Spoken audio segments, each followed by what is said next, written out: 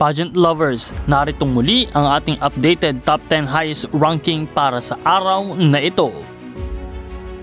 At ngayon ay panoorin natin ang ating top 10 highest ranking for Miss Universe Philippines 2025.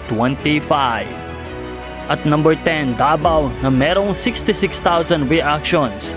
Ang kandidata mula sa Davao ay may fierce yet approachable look.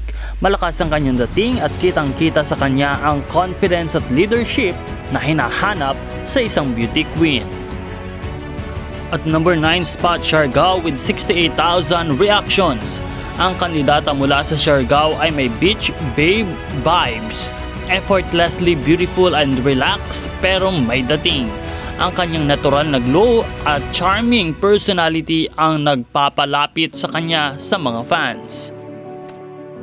Sa ikawalong pwesto, Benguet na merong 90,000 reactions. Si Benguet ay isang head-turner na may strong indigenous features. Siya ay proud Cordilleran at dala niya ang kultura ng kanyang lalawigan sa kanyang journey sa Miss Universe Philippines. Number 7 spot, Baguio na merong 100,000 reactions. Ang kandidata mula sa Baguio ay may eleganteng aura na sumasalamin sa malamig at preskong klima sa kanilang lungsod. Kilala siya sa kanyang maamong mukha at natural na ganda na may touch ng classic Filipina charm.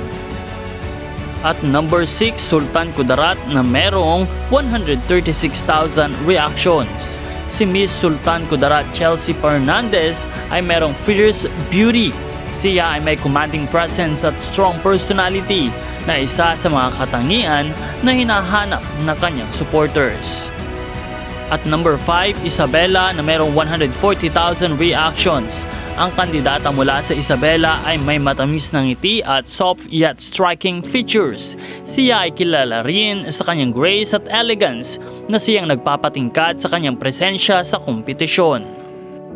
Ika-4 si Oriental Mindoro na merong 143,000 na reactions. Si Oriental Mindoro ay isang natural stunner. Mapapansin mo agad ang kanyang sophisticated na aura.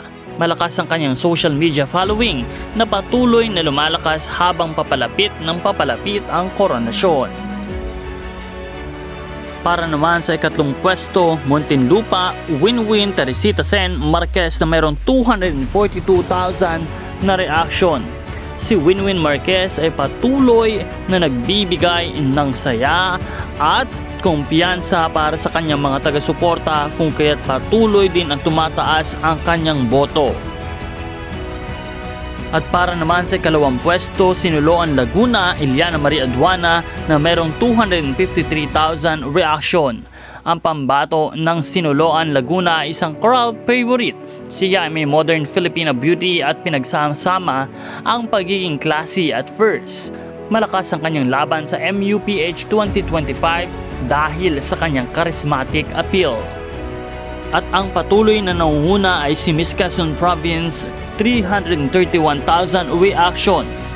Si Atisa Manalo ang kasalukuyang nangunguna sa rankings. Kitang-kita ang suporta ng kanyang fans sa kanyang headshot photo. Ang kanyang elegance, confidence and strong stage presence ang nagdadala sa kanya sa tuktok ng listahan. Walang nabago sa standing rankings mula kahapon hanggang ngayon. Ngunit merong mga tumaas ang boto. Kaya naman patuloy nating suportahan ang ating mga paboritong kandidata at abangan ang mga pagbabago hanggang sa Grand Coronation Night. Maraming salamat sa inyong panunood at panatilihin na nakasubscribe sa channel na ito para sa lahat ng mga updates.